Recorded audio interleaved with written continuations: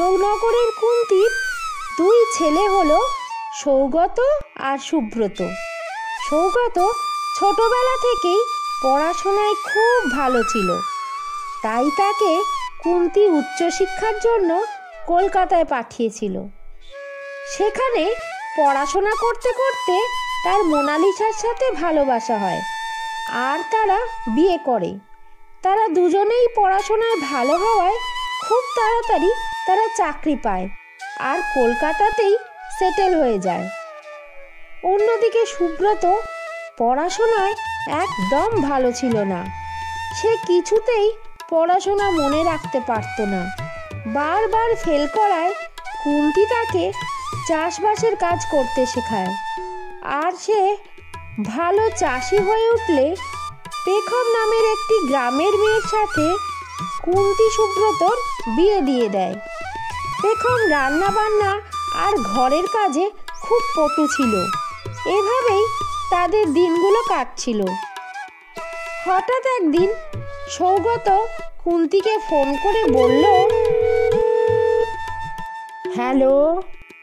Hello মা, তুমি কেমন আছো?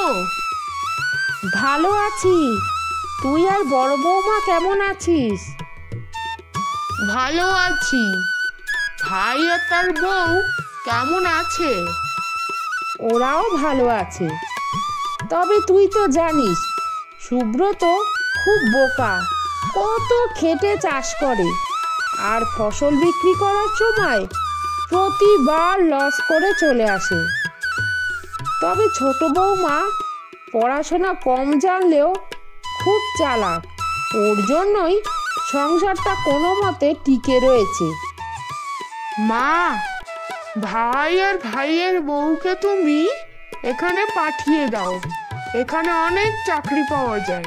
দুজনে মিলে চাকরি করলে ওদের কোনো অভাব থাকবে না। এরপর সুব্রত তার স্ত্রী পেখমকে নিয়ে তার দাদা সৌগতর বাড়ি চলে আসে। তারপর সে বলে, দাদা, তুমি আমাকে একটা চাকরি খুঁজে দাও। পেখম সংসারের কাজ ছাড়া কিছুই করতে জানে না, ওর পক্ষে কোনো কাজ করা সম্ভব নয়। ওকে ফাইন, আমাদের অফিসে সিকিউরিটি গার্ডের পোস্টে একটা ভ্যাকেন্সি আছে। তুই চাইলে আমি ওখানে কথা বলতে পারি। হ্যাঁ, আমি রাজি।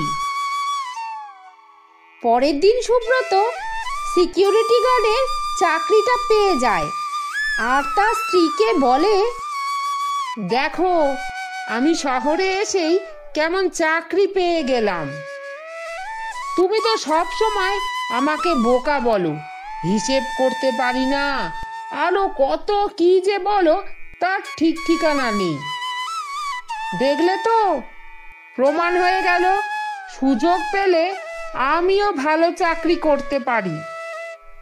এখন থেকে তোমার মুখ দিয়ে যেন আর একটা শব্দ না বেরোয়। তা তুমি সব কাজ ঠিক মতো করলেই আমি চুপ থাকবো। দেখো, তুমি কি একটুও পড়াশোনা জানো না? জানি তো দিদি, আমি স্কুলের গণ্ডি পেরিয়েছি।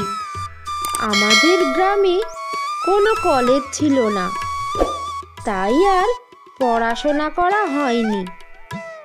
আমাদের এখানে অনেক কেজি স্কুল আছে, তুমি ওখানে গিয়ে চাকরির অ্যাপ্লাই করতে পারো তো। হ্যাঁ দিদি, তুমি যদি হেল্প করো তাহলে খুব ভালো হয়। আমিও চাকরি করতে চাই। তুমি যদি চাকরি পাও তাহলে আমি মেনে নেব। তোমার অনেক ক্ষমতা আছে। তোমার কাছে আমার কি ক্ষমতা আছে আর না আছে সেটা দেখাবার জন্য নয়, সংসারে দুহাতে আমদানি হবে তাই আমি চাকরি করতে চাই।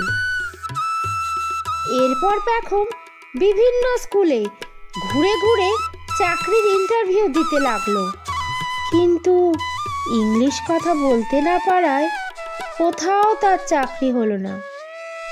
হঠাৎ তার নজর একটা হোটেলের দিকে পড়ল।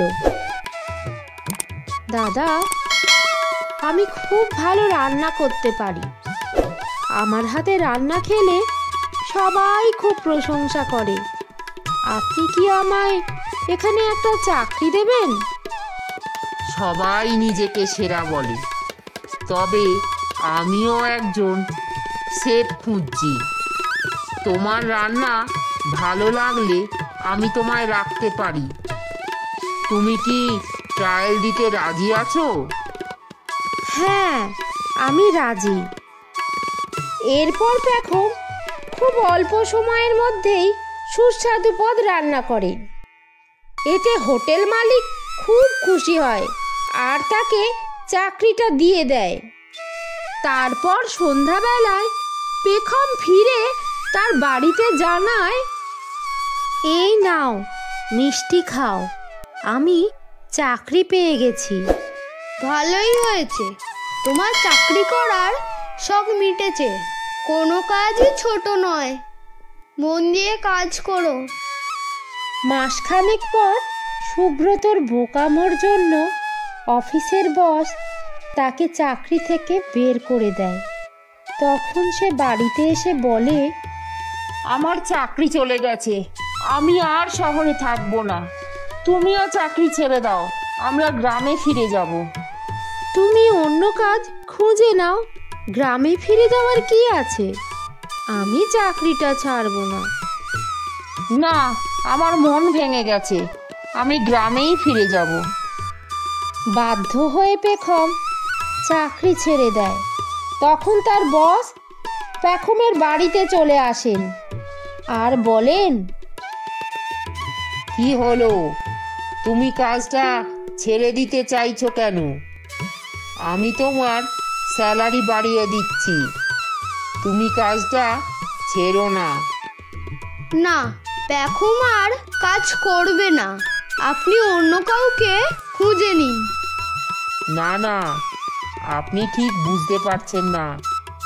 ও আমার খুব ভালো শেফ। ও আসার পর আমার অনেক সেল বেড়ে গেছে। ও ছেড়ে দিলে আমার অনেক লস হয়ে যাবে। না না, আপনি প্লিজ অন্য কাউকে দেখে নিন। পেখম আর চাকরি করবে না, ও নিজেই একটা রেস্টুরেন্ট খুলবে। তুমি সত্যি বলছো? আমার নিজের রেস্টুরেন্ট হবে?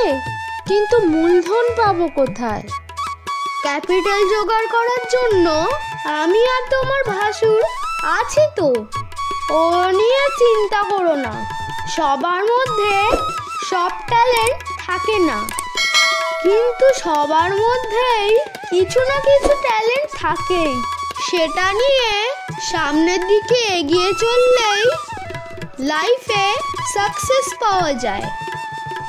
দর্শক বন্ধুরা, কেমন লাগলো আমাদের ভিডিও? ভালো লাগলে লাইক, শেয়ার আর সাবস্ক্রাইব করে দিও প্লিজ। তাহলে আজ এই অবধি, দেখা হবে পরবর্তী ভিডিওতে।